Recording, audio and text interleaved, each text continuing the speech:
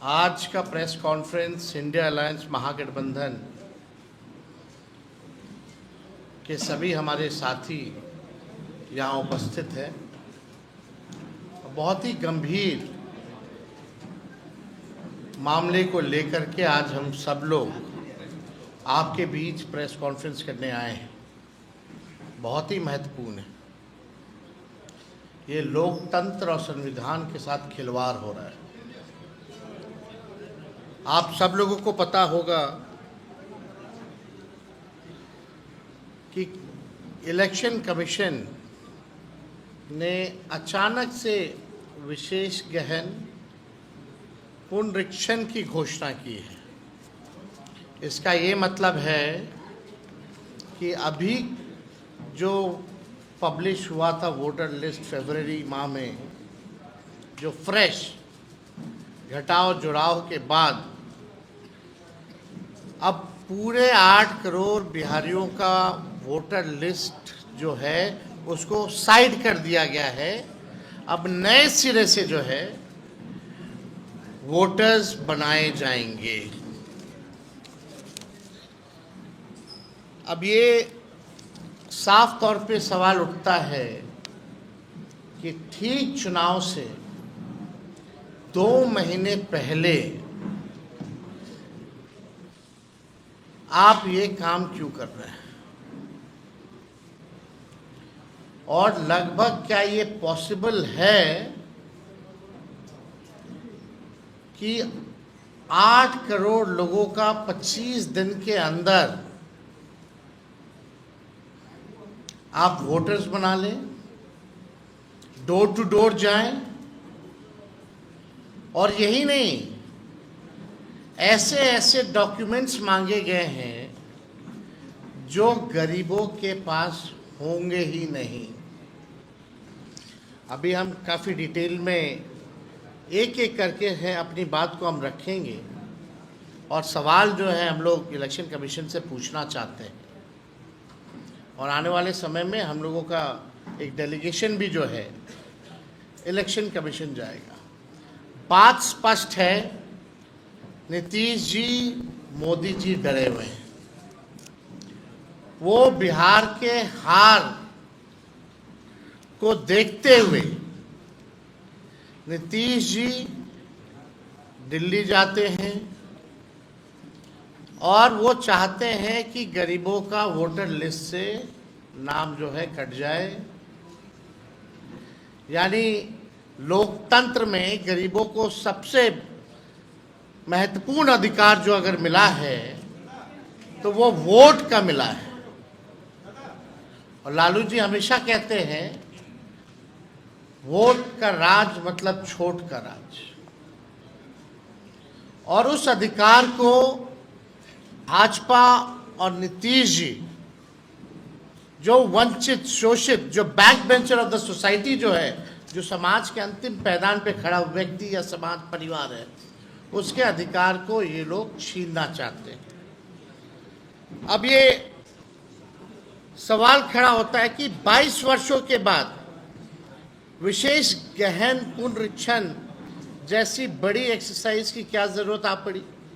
क्या गिनती के दिनों में ये करना संभव है, जबकि विशेष गहन पुनरीक्षण में 22 वर्ष पहले जो हुआ था, 22 वर्ष पहले उसमें लगभग 2 साल लगे थे जो अंतिम हुआ था। तो अब केवल बिहार में होगा, देश के और किसी राज्य में नहीं होगा, केवल बिहार में होगा। और क्या जो पिछले बार 2 वर्ष लगे थे, तो क्या ये पॉसिबल है कि आप 25 दिन में इसको पूरा कर लें? ये सवाल खड़ा होता है, और साफ इसमें साजिश की बू आती है। और इस साजिश में और कोई नहीं, नीतीश कुमार जी का बड़ा योगदान है, और मोदी जी, क्योंकि ये लोग डरे हुए हैं। क्या चुनाव आयोग नहीं जानता कि ये मानसून का समय है बिहार में? हाँ बताइए, बिहार का कुल 73% इलाका जो है बाढ़ से हम लोग परेशान रहते हैं, यानी क्षेत्र प्रभावित रहता है। 73% सवाल उठेगा कि लोग अपना जान माल बचाएगा कि चुनाव आयोग को कागज ढूंढ ढूंढ करके लोग देगा। ये सवाल पैदा होता है। कई नदियां में पानी जो है बहुत तेजी से बढ़ रहा है, कई जगह अलर्ट किया गया है, और इस मानसून के समय क्या लोगों के पास इतना समय है कि चुनाव आयोग को अपना कागज देगा? तीसरा बहुत महत्वपूर्ण बात है, लगभग आज से ये कार्य जो है शुरू कर दिया गया है। 90% से अधिक डीईओ ईआरओ हैं, उनके पास 2003 का मतदाता सूची भी उपलब्ध नहीं होगा जिसके आधार पर वो ये कार्य करेंगे। यानी अभी तक उन लोगों को वो मतदाता सूची जो है उपलब्ध भी नहीं कराया गया है और काम जो है शुरू करा दिया गया है। मैं दावे के साथ कहता हूं और कह रहा हूं कि इन लोगों को कोई उपलब्ध मतदाता सूची नहीं कराई गई है। संविधान और लोकतंत्र विरोधी भाजपा और उसकी सहयोगी दल जनता दल यूनाइटेड गरीबों और वंचित वर्गों के मतदान के अधिकार को छीनना चाह रहे हैं। पहले उनका मतदाता सूची से नाम काटेंगे, पहचान पत्र नहीं होगा, फिर गरीबों का राशन बंद करेंगे, पेंशन बंद करेंगे, अनुसूचित जाति जनजाति और पिछड़े वर्गों की छात्रवृत्ति बंद करने का इनका पूरा एजेंडा है। इन्होंने जो डॉक्यूमेंट्स मांगे हैं, आधार कार्ड को नहीं मानते हैं, मनरेगा कार्ड को नहीं मानते हैं, ये लोग इसको वैध नहीं मान रहे। बिहार में हम दावे के साथ कह सकते हैं सबके पास आधार कार्ड भी नहीं बना होगा, गरीबों के पास आधार कार्ड भी नहीं बना होगा, लेकिन ये आधार कार्ड को भी नहीं मान रहे हैं। अब इसमें कौन कौन सा डॉक्यूमेंट लगेगा हम आपको बताएंगे, लेकिन आप बताइए, कुछ दिन पहले ही चुनाव आयोग का एक एक्सरसाइज था कि वोटर लिस्ट और आधार कार्ड को लिंक किया जाए ताकि डुप्लीकेसी ना हो। तो आप आधार कार्ड को क्यों नहीं मान रहे इसमें? ये तो बड़ा गंभीर सवाल पैदा करता है। ये आरएसएस बीजेपी के लोग गरीबों वंचितों के मतदान का अधिकार समाप्त करना चाहते हैं, और आज भी आरएसएस के एक बड़े नेता ने संविधान बदलने की बात की है। आज एक आरएसएस के नेता ने संविधान को भी बदलने की बात की है। 2024 में संपन्न लोकसभा चुनावी इसी मतदाता सूची पे हुए थे, तो लोकसभा का चुनाव वही मतदाता सूची पे हुआ है, तो बिहार का क्यों नहीं हो सकता है? वही सूची होगी ना। आखिर क्या जो है जरूरत पड़ गई आनंद फानंद में? आप देखिएगा, यही सहायक निर्वाची पदाधिकारी नियुक्त थे, सब लोग उसमें पदाधिकारी जो होंगे वही होंगे जो करेंगे, तो अचानक से ये क्यों खत्म किया जा रहा है? क्या उसी सूची के आधार पर बनी सरकार की वैधता पर सवाल नहीं उठता? और चुनाव से ठीक पहले ये निर्णय क्या सही है? अब इसमें आप देखिएगा, बिहार में टोटल 8 करोड़ योग्य मतदाता हैं। इनमें से 59% आबादी 40 वर्ष या उससे कम आयु की है, यानी लगभग 4,76,00,000 लोग निर्वाचन आयोग के निर्देश के अनुसार 1 जुलाई से 31 जुलाई 2025 के बीच इन 4,76,00,000 लोगों को अपनी नागरिकता को साबित करना पड़ेगा। और नागरिकता को साबित में आधार कार्ड नहीं है, मनरेगा वाला नहीं है, उसमें क्या है? अगर इन समूह को 4,76,00,000 लोगों को 3 समूह में अगर बांटा जा सकता है। पहला समूह लगभग 4% लोग जो 39 से 40 वर्ष की आयु के हैं, इन्हें अपनी नागरिकता का दस्तावेज प्रस्तुत करना होगा।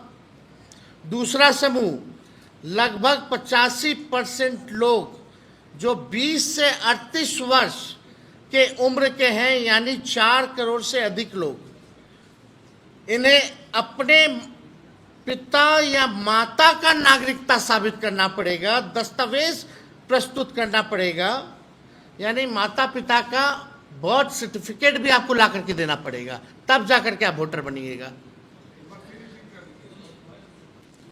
तीनों समूह का रिपीट कर दें। पहला समूह देखो भाई, 4,76,00,000 लोगों को 3 समूह में बांटा जा सकता है। यानी पहला समूह लगभग 4% लोग जो 39 से 40 वर्ष की आयु के हैं, इन्हें अपनी नागरिकता के दस्तावेज प्रस्तुत करने हैं। दूसरा समूह लगभग 85% लोग जो 20 से 38 वर्ष के उम्र के हैं, यानी 4 करोड़ से अधिक, इन्हें अपने माता पिता की नागरिकता को साबित करना पड़ेगा। यानी जो 39 साल के लोग जो है 28 से 38 साल के बीच के, 20 से 38 साल के बीच के जो लोग हैं, उनको अपने माता पिता का डेट बर्थ सर्टिफिकेट वगैरह जो है वो लाना पड़ेगा, डॉक्यूमेंट देना पड़ेगा।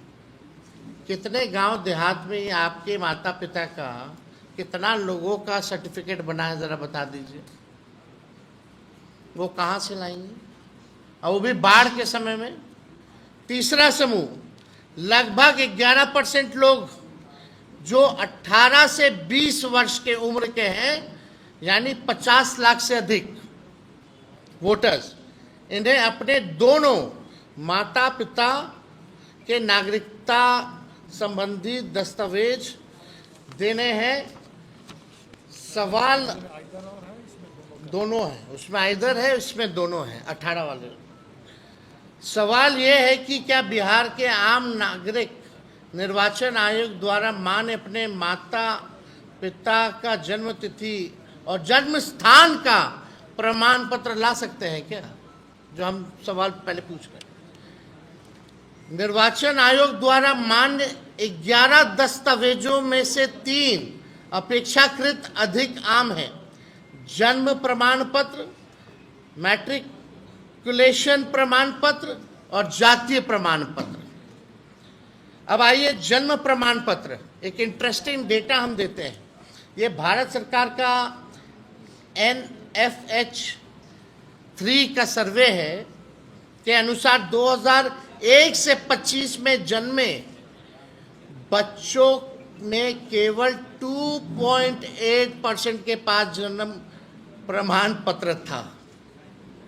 ये अभी का है, उनसे पहले हमारे माता पिता का तो छोड़ दीजिए, कितना % होगा कि नहीं होगा।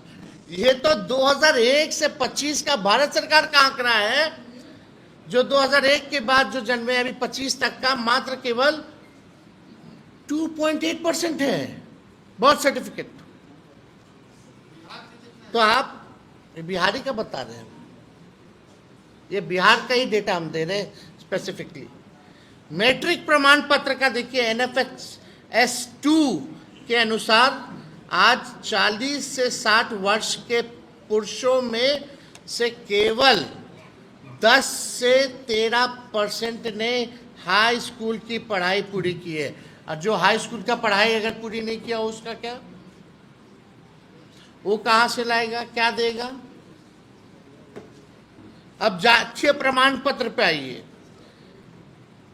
इंडिया ह्यूमन डेवलपमेंट सर्वे 2011-12 का के अनुसार अनुसूचित जातियों के लगभग 20% और अन्य पिछड़ा वर्ग लगभग 25% लोगों के पास जातीय प्रमाण पत्र था। उच्च जातियों में तो ये अनुपात और भी कम होगा, इसलिए औसतन 20% से भी कम परिवारों के पास ये प्रमाण पत्र उपलब्ध है, 20% से भी कम। कहां से बाकी का लोग लाएगा? अपने ही देश में कैसे हम लोग साबित कर पाएंगे? डॉक्यूमेंट नहीं है। और 73% लोग बाढ़ से हमारा क्षेत्र जो है प्रभावित रहता है। ये 25 दिन में कैसे होगा? जो पिछले बार आखिरी बार हुआ था तो 2 वर्ष लग गए थे। और सवाल उठता है कि केवल बिहार में ही क्यों, और देश भर में क्यों नहीं हो रहा? ये पूरी तरीके से साजिश की बू है और इसमें एनडीए के लोग जो हैं मिले हुए हैं। अब इसका अर्थ यही है, अधिकतम लोगों के पास ऐसा कोई दस्तावेज नहीं है जिसे उनकी जन्म तिथि में जन्म स्थान सिद्ध हो सके। हमारा स्पष्ट मत है, ये सारा खेल चुनाव से पहले मतदाताओं की छटाई करके सत्ताधारी दल को फायदा पहुंचाने के लिए ये काम जो है किया जा रहा है। बिहार में सबसे ज्यादा पलायन है। अब जो लोग बिहार के बाहर हैं, अभी हमारे सांसद राज्यसभा के संजय यादव जी ने पूछा भारत सरकार से, बताओ बिहार के लोग कितने जो हैं पलायन किए हैं, जरा हमको आंकड़ा दीजिए। तो लेबर मिनिस्ट्री से जवाब आता है, जो लेबर मिनिस्ट्री में जो रजिस्टर जो किए हुए हैं लेबर्स, लगभग 3 करोड़ के आसपास जो रजिस्टर्ड हैं। अगर नॉन रजिस्टर्ड की बात करें तो लगभग 4.5 से 5 करोड़ की संख्या हो जाती है। वो कब आएंगे, क्या करेंगे, नहीं होगा, उनका कैसे बनेगा रे भाई? वो कैसे वोट देंगे? यानी लोकतंत्र को आप खत्म कर रहे हो, संविधान को खत्म कर रहे हो। आप गरीब वंचित समाज से जो लोग हैं, जिनका सदियों से आपने शोषण किया है, फिर से ही आरएसएस या भाजपा और नीतीश जी उनके सहयोगी शोषण करवा रहे हैं, वोट का अधिकार छीन रहे। इससे बड़ा अपराध और कुछ नहीं हो सकता है। आप लोगों के सामने बस 2-3 चीज़ें और रखेंगे और उसके बाद हम अपने सहयोगी दल के लोगों से, जो दल के लोग हैं, वो अपनी बात को भी रखेंगे आप लोगों के समक्ष। अगर वास्तव में ये सुधार करना चाहते थे, मेरा सवाल है, तो लोकसभा खत्म होते ही कर देते? लोकसभा का चुनाव खत्म होते ही क्यों नहीं कर दिया? मतलब आप इंतजार कर रहे थे कब 2 महीना बचेगा बिहार के चुनाव का, कब बाढ़ आएगा तो हम साजिश के तौर पे छटाई करेंगे ताकि सत्ता में बैठे लोगों को फायदा पहुंचाएं। हम लोकतंत्र में विश्वास करते हैं, लेकिन किसी भी साजिशन बदलाव को बर्दाश्त नहीं किया जाएगा। हम लोग हर एक प्लेटफॉर्म पे, हमारा इंडिया अलायंस महागठबंधन मजबूती के साथ लड़ेगा। हम जनता के साथ खड़े हैं। बिहार अलर्ट है, कोई कंफ्यूजन में ना रहे। बिहार के लोग राजनीतिक सामाजिक रूप से सबसे जागरूक प्रदेश है और ये साजिश को देखते हुए बिहार और हर एक बिहारी जो है अलर्ट है। ऐसा गलती मत कीजिएगा कि भुगतना पड़े। जब जनता खड़ी हो जाएगी तो अच्छे से अच्छे हिटलर जैसे तानाशाही हो या कोई हो, सबको जो है सबक सिखाने का काम किया है। किसी भी कीमत पे, किसी भी कीमत पर हम चुनाव आयोग की मनमानी को हम लोग चलने नहीं देंगे। जनता तैयार है और जो अधिकारी इनके हाथों में खेलेंगे उन्हें भी जनता देखने का काम करेगी। हम निर्वाचन आयोग से पारदर्शिता की मांग करते हैं, होना चाहिए। और एक और इंटरेस्टिंग बस डेटा हम देना चाहेंगे। अभी हम लोगों ने 17 महीने की जो हम लोगों की सरकार थी, हम लोगों ने जाति आधारित गणना कराया और उस जाति आधारित गणना में लोग डोर टू डोर गए, सवाल केवल पूछा, कोई डॉक्यूमेंट नहीं मांगा। उसमें लगभग 9 से 10 महीने लग गए। इसमें तो ऐसे ऐसे डॉक्यूमेंट कहां से बनवाएगा लोग, कितनों के पास है ही नहीं। और 25 दिन में कैसे पूरा हो जाएगा? अगर 2 महीने में आप 8 करोड़ लोगों का सूची, मतदाता सूची बना सकते हो, तो 2 महीने के अंदर जातीय जनगणना पूरे देश में कराइए। ये हम लोगों की मांग है, कराइए। फेज वाइज क्यों कर रहे हैं? भारत सरकार के अनुसार बिहार के 2,90,00,000 मजदूर, जो हमने आपको पहले भी बताया, वो बाहर है, पलायन है। उनके लिए क्या व्यवस्था है? जो पलायन करके जो भी मजदूर गए हैं, उनके लिए कोई व्यवस्था तो होनी चाहिए ना। क्या है व्यवस्था? आप तो मीडिया हो, आप लोगों को तो सब कुछ पता रहता है, लेकिन आप लोगों को भी आश्चर्य लग रहा होगा कि क्या कर रहा है भाई चुनाव आयोग। ये तो मजाक उड़ा रहे हैं, संविधान का मजाक उड़ा रहे हैं, लोकतंत्र का मजाक उड़ा रहे हैं, गरीब बिहार के मतदाताओं का मजाक उड़ा रहे हैं, उनका हक अधिकार छीना जा रहा है। ये बहुत गंभीर मसला है, इसलिए इस साजिश को हम लोग सहन नहीं करेंगे। पूरा बिहार और बिहारी अलर्ट है, और हम चाहेंगे कि कांग्रेस के प्रदेश अध्यक्ष जो हैं अपनी बात को रखें। Thank you. हेलो, बहुत धन्यवाद तेजस्वी जी। मंच पर विराजमान आदरणीय दीपांकर भट्टाचार्य जी और मंचासीन हमारे इंडिया गठबंधन के तमाम अलायंस पार्टनर, मैं सबका अभिनंदन करता हूं, स्वागत करता हूं। यहाँ उपस्थित सभी इलेक्ट्रॉनिक्स मीडिया, प्रिंट मीडिया के साथियों को भी अभिनंदन करता हूं। जैसा कि विस्तार से हमारे तेजस्वी यादव जी ने आपको बातें कही, इसमें और इन मुद्दों को आगे बढ़ा भारतीय राष्ट्रीय कांग्रेस की तरफ से मैं 2-3 बातें आपके सामने रखूंगा। पहली तो ये बात है कि ये समझने की आवश्यकता ये है कि क्या ये चुनाव के समय मात्र 2 महीना रह गए हैं और लीगल तरीका से, जैसा कि महाराष्ट्र में अनलीगल तरीके से वोटर लिस्ट में ऐड किए गए थे और महाराष्ट्र के चुनाव अनलीगल तरीके से वोटरों को ऐड कर करके और पूरी वोट को प्रभावित किया, और उसी वोट के बदौलत महाराष्ट्र में एनडीए सरकार अपनी बनी। आप जैसा कि जानते हैं कि वहाँ एक शैक्षणिक इंस्टीट्यूशन में 6,000 लगभग वोटर वहाँ पढ़े और वो साबित हो गया कि वहाँ पे अवैध तरीके से वोटर बनाया गया। अब ये बिहार में चुनाव है 2 महीना बाद, और जिस तरह से अधिसूचना 1 दिन पहले आई, आप सोच सकते हैं कि जो काम करने में जो है 22 महीना लगते हैं, 5 साल भी लगते हैं, उसको आप 2 महीना में कैसे करेंगे। तो इसको मैं महाराष्ट्र से जोड़ते हुए मैं 2 बात कहूँगा कि पहली तो ये कि महाराष्ट्र में आपने इलीगल तरीका से वोट को फ्लोटिंग वोट डाला और बिहार में लीगल तरीका से वोटर को बाहर करना।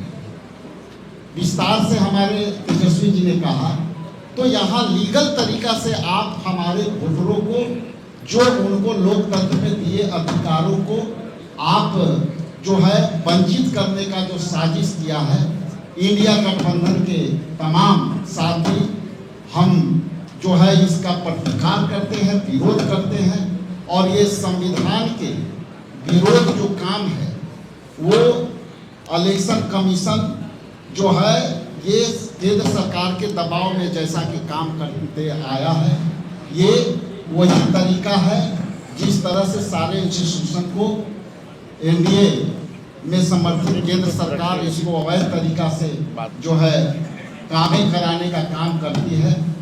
इसलिए हम लोग इसको कड़ी प्रतिकार करते हैं और अवैध तरीका से जो है हमारे वोटरों को जो है डाइल्यूट करने का प्रयास है, उसको हम लोग विरोध करते हैं।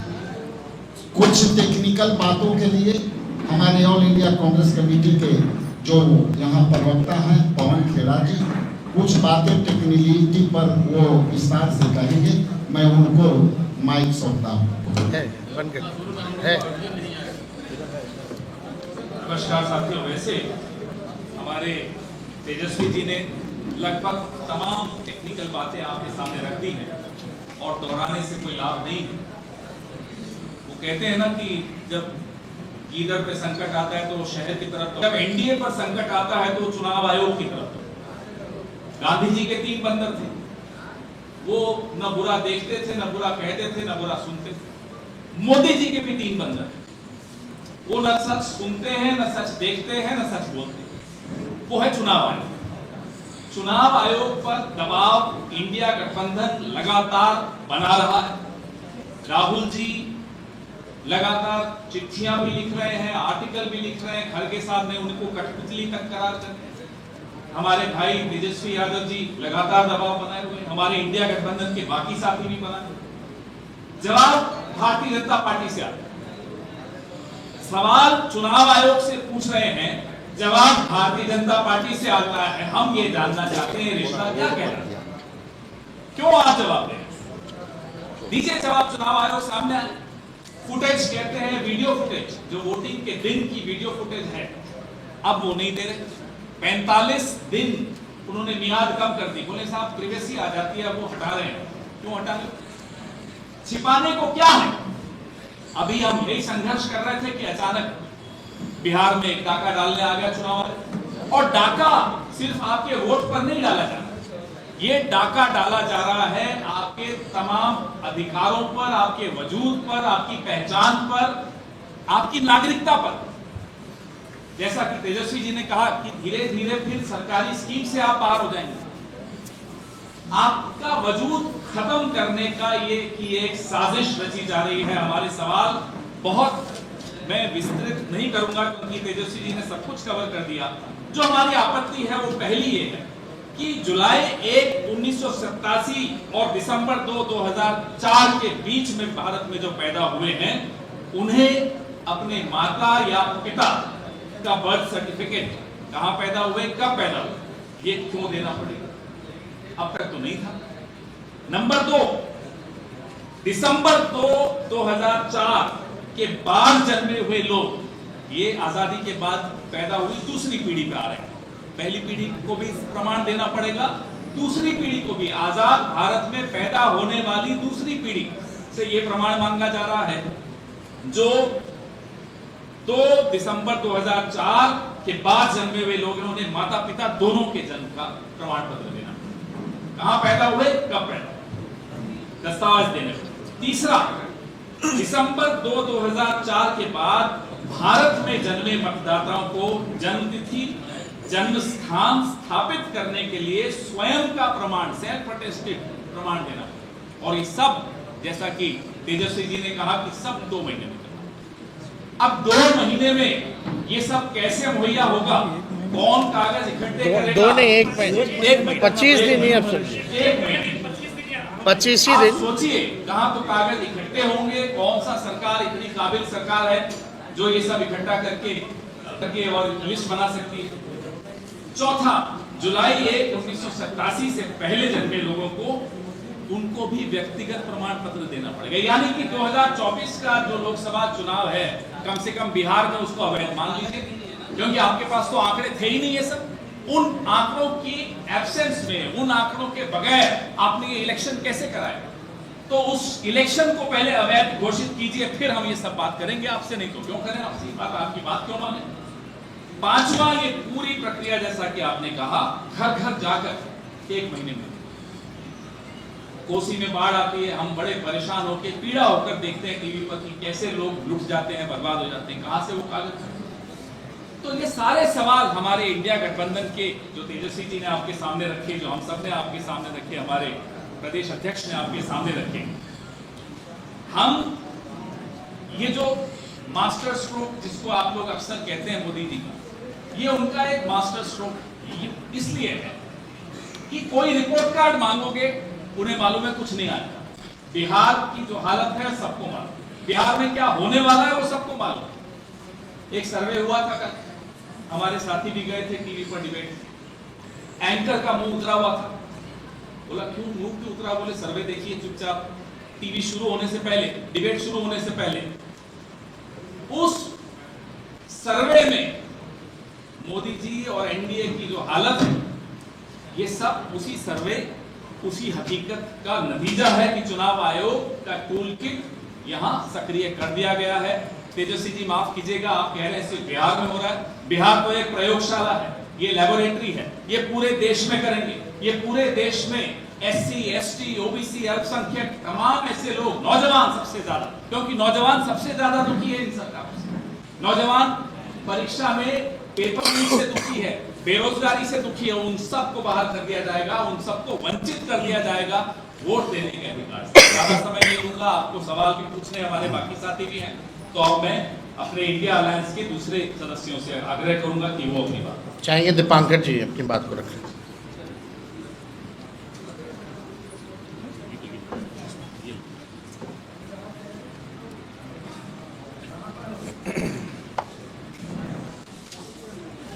ये जो पहला सवाल खड़ा होता है, अचानक चुनाव आयोग ने घोषणा की, तो जो हम समझना चाहेंगे चुनाव आयोग से कि क्या चुनाव आयोग के दिमाग में पहले से ये बात थी कि बिहार के चुनाव से पहले पूरे सघन पुनरीक्षण के नाम पर 80 करोड़ 8 करोड़ मतदाता, उनके एक एक की जांच करेंगे, एक एक का पूरा जन्म प्रमाण पत्र लेंगे।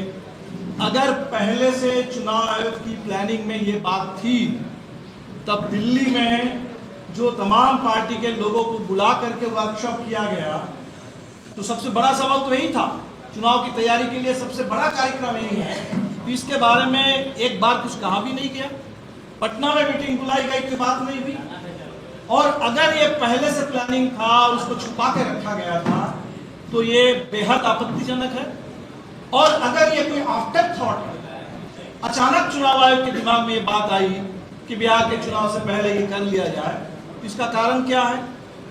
1952 से हिंदुस्तान में चुनाव हो रहे हैं, 75 साल, और सैकड़ों चुनाव हो चुके हैं, और बिहार को प्रयोगशाला, क्या मैं तो कह रहा हूँ, गिनी पिग बनाया जा रहा है, बिल्कुल गिनी पिग बनाया जा रहा है। तो बिहार के, हमें लगता है कि ये किसी पार्टी का सवाल नहीं है, हर नागरिक का सवाल है। हर नागरिक का ये सवाल उठना चाहिए कि भाई इसका मतलब क्या है। इसकी अगर हम तुलना करें, पैरेलल ड्रॉ करें, तो नोटबंदी, अब इसको कह सकते हैं कि वोटर बंदी, वो डीमोनेटाइजेशन था, ये डी वोटराइजेशन है। नोटबंदी में आपने 500 और 1000 के नोट बर्बाद किया एक समय। इसमें आप कह रहे हैं कि तमाम मतदाता, इस समय मतदाता सूची का कोई मतलब नहीं है, नए सिरे से मतदाता सूची बनी। चुनाव तो वो होता है जिसमें मतदाता सरकार का चुनाव करती है।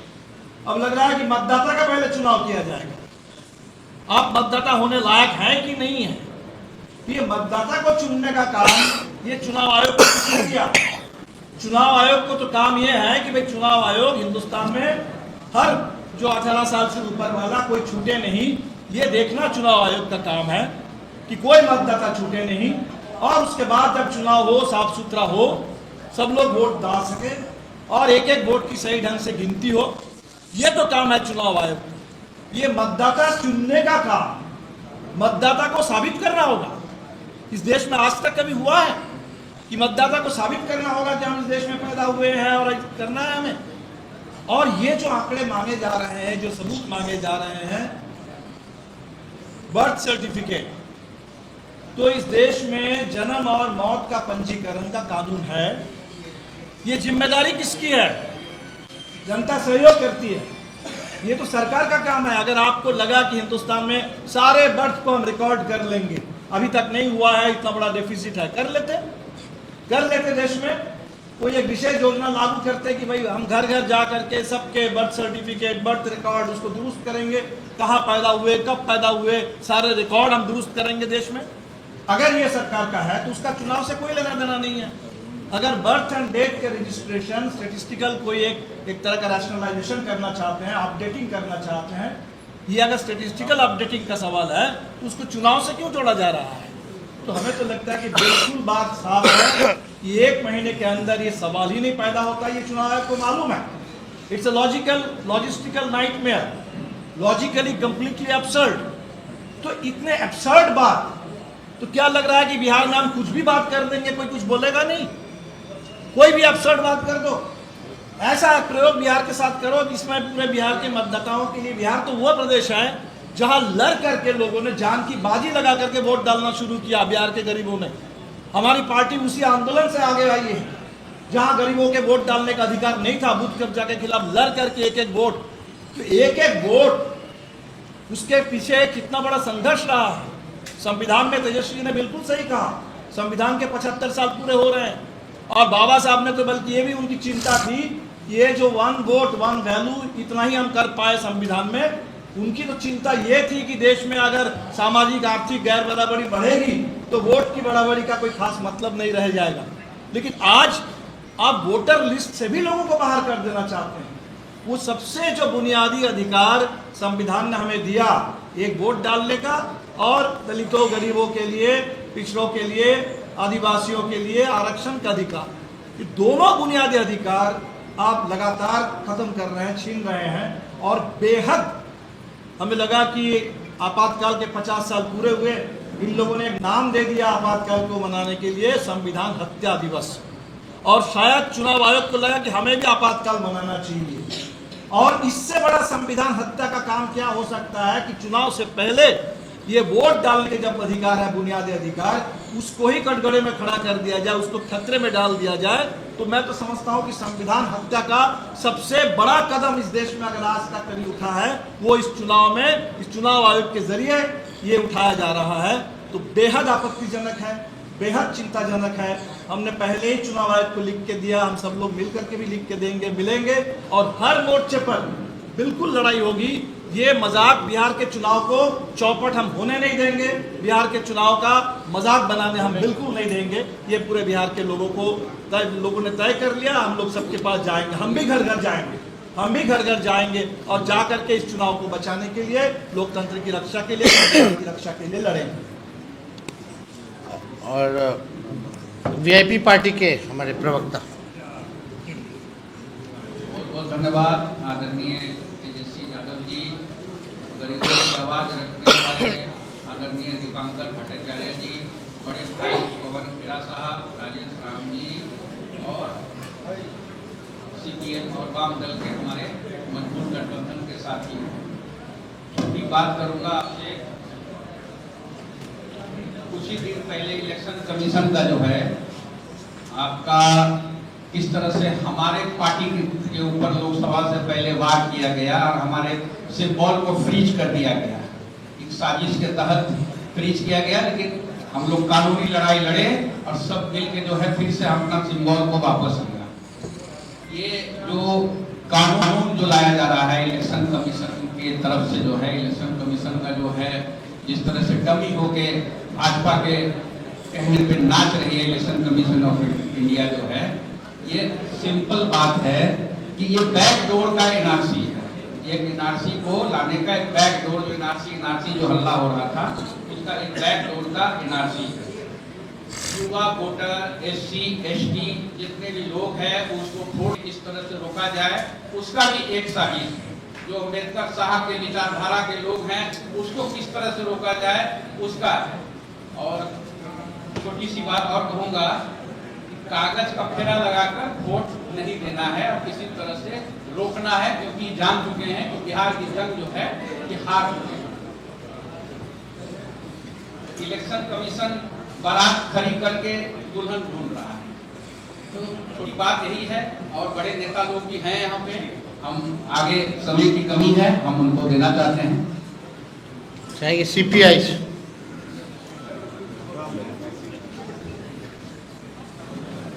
है हमारे इंडिया महागठबंधन के कोऑर्डिनेशन कमेटी के अध्यक्ष तेजस्वी जी और गठबंधन के तमाम मित्र दलों के साथियों, बातें सभी आ चुकी हैं, इसलिए मैं सिर्फ 2 बातों की ओर इशारा करना चाहता हूँ। 2 बात। मेरा नाम राम बाबू कुमार, मैं कोऑर्डिनेशन कमेटी का मेंबर हूँ सीपीआई की ओर से। तो मित्रों, ये जो जो अभी गहन मतदाता पुनरीक्षण के नाम पर जो चीज चलाई जा रही है, जिसके बारे में बेवरेवार चर्चा तेजस्वी जी ने आपके सामने की है, ये असल में है क्या? तो ये आजाद भारत के इतिहास में सबसे बड़ा इलेक्टोरल फ्रॉड लाने की, अंजाम देने की कवायद है। ये सबसे बड़े इलेक्टोरल फ्रॉड को अंजाम देने की कवायद, ये जिसे हम भारत का चुनाव आयोग कहते हैं, मैं कहता हूं कि ये भारत का नहीं, ये नरेंद्र मोदी का जो चुनाव आयोग है उसके तरफ से ये सबसे बड़ी फ्रॉड की कवायद की जा रही है। और इसमें सबसे तकलीफदेह बात बिहार के लिए और बिहार वासियों के लिए है कि बिहार के लोगों को आप जब जन्म प्रमाण पत्र मांगते हैं तो बच्चे की उम्र जानी जाती है। आप तो माता पिता का भी मांग रहे हैं, जन्म प्रमाण पत्र और प्रमाणुष का और उनके जन्म स्थल का। इसका मतलब अब यहाँ के लोगों को अपने माता पिता की वैधता भी प्रमाणित करनी पड़ेगी कि उनके माता पिता वैध हैं और वो उनकी वैध संतान है। ये इतना बड़ा अपमान बिहार का और बिहार वासियों का है, और इसलिए इसके खिलाफ में बिहार में जबरदस्त रूप से सड़कों पे उतरने की और इसका प्रोटेस्ट करने की जरूरत है। सिर्फ कानूनी विरोध से ये काम नहीं होने वाला है, क्योंकि ये बिहार के लोगों को अपने इस अपमान का, उनके साथ जो भेदभाव बढ़ता जा रहा है, जो सबसे बड़ा इलेक्टोरल फ्रॉड हो रहा है, लोकतंत्र और संविधान के साथ जो ये सबसे बड़ा खिलवाड़ होने जा रहा है, इसके विरोध में हमको इकट्ठे होकर के मैदान में उतरना पड़ेगा, उसकी तैयारी करनी पड़ेगी। इन्हीं शब्दों के साथ में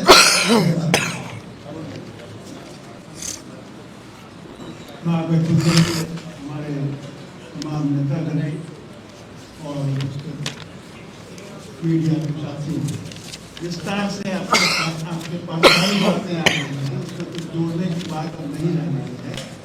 पिछले 11 साल जो मोदी की सरकार है, इसने जिस तरह से संवैधानिक संस्थाओं को पूरी तरह से उसका अपहरण कर दिया, वहाँ पर आरएसएस में प्रशिक्षित लोग आज इसको मैन कर रहे हैं, और उनका जो एजेंडा है उस एजेंडा को, और एजेंडा सब लोगों से छिपा हुआ नहीं, वो एजेंडा है उनका जो गोलवलकर जी ने और सावरकर जी ने उनको बतला के कहा है, उस एजेंडा को लागू करना है, मनुस्मृति को लागू करना है। तो उसमें फिर ये आदिवासियों को, दलितों को, इन लोगों को वोट का अधिकार ही रह जाएगा, तो उनके सपने का भारत कैसे बनेगा? इसलिए वो अपने सपने का भारत बनाने के लिए बड़े पैमाने पर आम लोगों के जो वैधानिक अधिकार, संवैधानिक अधिकार हैं, जिसके जरिए हम सरकारें चुनते हैं, उस अधिकार से उनको वंचित किया जाए। और ये साजिश है, और बिहार में ये बात बगैर जो पॉलिटिकल पार्टीज हैं उसके सहमति के बगैर आपने घोषणा कर दी कि आप ये करने जा रहे हैं, और इस 1 महीने में 25 दिन में आप इस काम को पूरा करने जा रहे हैं। ये इतना बड़ा फ्रॉड है। हम तमाम लोग जो इस देश में जो कॉन्स्टिट्यूशनल फ्रेमवर्क है, उसका जो धर्मनिरपेक्ष जनतांत्रिक चरित्र है, उसकी हिफाजत के लिए सड़कों पर जाएंगे, संघर्ष करेंगे, और ये काम नहीं होने देंगे। इनको इतिहास से सबक लेने की जरूरत है। अगर सबक नहीं लेंगे तो इनको बदलना पड़ेगा। धन्यवाद। बहुत बहुत धन्यवाद। कोई सवाल है तो पूछ सकते हैं, एक एक करके इनके पीछे। एक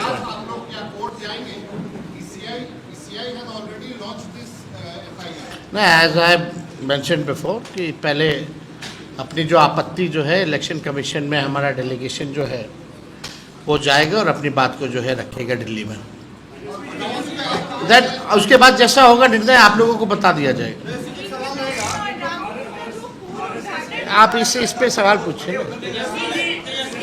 जो मसला है SC ST OBC खत्म हो जाएगा, तो क्या इस मामले पर सुप्रीम कोर्ट में आप लोग फियाल दीजिएगा? ये आगे पहले वही जवाब जो उनको हमने दिया है वही जवाब आपको भी हम देते हैं। पहले इलेक्शन कमीशन डेलीगेशन जो हमारा इंडिया अलायंस का है वो जाएगा, अपनी बात को रखेगा। इलेक्शन कमीशन को इस मामले में क्या कहना है पहले वो देखा जाए। मेरे तरह होनी चाहिए और ये कैसे होगा, क्योंकि विपक्ष के सवालों को जो जवाब हम इलेक्शन कमीशन से ढूंढ रहे हैं, election commission should satisfy opposition, उनको सेटिस्फाई करना चाहिए। यही लोकतंत्र है ना।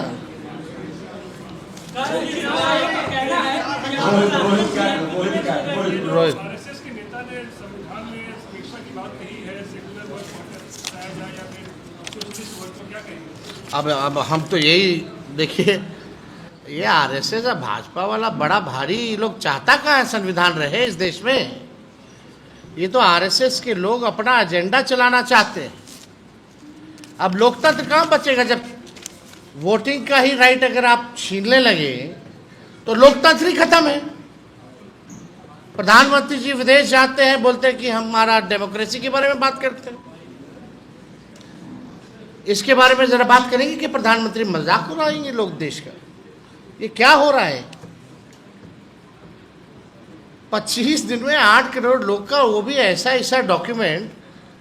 ये बात मेरी तेजस्वी की नहीं, हम तो जितने प्रिंट मीडिया हैं, हमसे जो गलती हो मत छापना, मेरी बात को मत छापना, लेकिन जो हकीकत है उसको जरूर आप लोग छापिएगा। ये आपके बारे में बात है, हमारे बारे में बात है, ये बिहार के हर एक लोगों के बारे में बात है कि आप फिर से आप जो है नया लिस्ट बनाइएगा वोटर का। क्या ये पॉसिबल है मॉनसून के समय में, जब 73% क्षेत्र हमारा बाढ़ से प्रभावित रहता है? तो ये पूरी तरीके से आप देखिएगा, ये होश बोले हैं।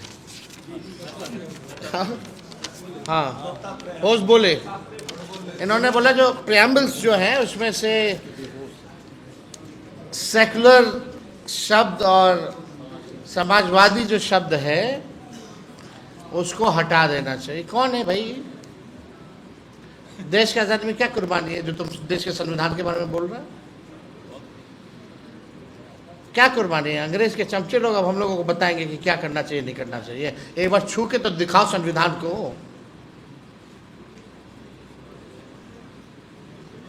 संविधान के अनुच्छेद 326 और प्रतिनिधित्व अधिनियम 1950 का ही हवाला दिया जा रहा है चुनाव आयोग के द्वारा इस पूरी प्रक्रिया को लेकर के। सवाल यह है केवल समय सीमा को लेकर के आप लोग सवाल उठा रहे हैं इस पूरी प्रक्रिया। आपको हमने डेटा बताया ना, कितना लोग के पास कितना कागज है, वो भारत सरकार का ही सर्वे है। जिसके पास नहीं है वो कहाँ से लाएगा? हम तो कहे ना भाई कि लोकसभा के बाद ही करवाते हैं आप। ये 2 महीना इंतजार क्या करना था अचानक से? वो भी ठीक कहा दीपांकर जी ने। अभी सब ऑल पार्टी के लोगों को बुलाया गया था दिल्ली, वहाँ ट्रेनिंग दी गई थी। कार्यक्रम क्या होगा नहीं होगा उसमें इसका क्यों नहीं जिक्र किया गया? ये अचानक से ऑल ऑफ सडन, यानी कहीं से इलेक्शन कमीशन में फोन गया है भैया। हमारे बिहार के मुख्यमंत्री भागे हैं दिल्ली, हम हार रहे हैं, बचाइए, इज्जत बचाइए।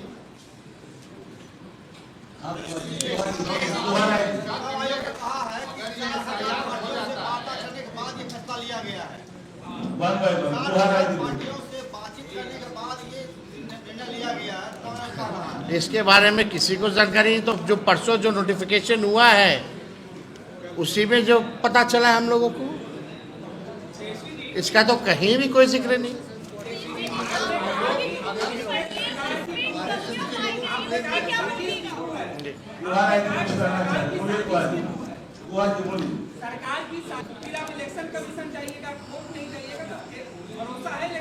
अरे पहले इलेक्शन कमीशन में हम अपनी बात को रखेंगे। Let us see what they reply. If we will be not satisfied, then we will tell you कि हमारा अगला कदम क्या होगा। लेकिन ये बात तो है कि बिहार के लोग अलर्ट हैं। ये अगर साजिश रच रहे हैं तो इनके साजिश का भी जवाब मिलेगा बिहार में।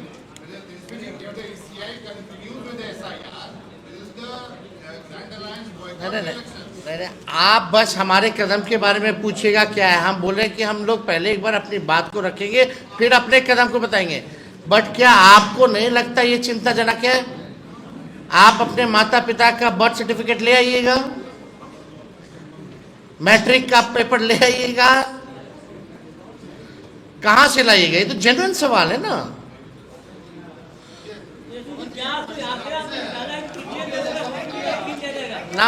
लास्ट क्वेश्चन अरे हम तो बता ही दिए।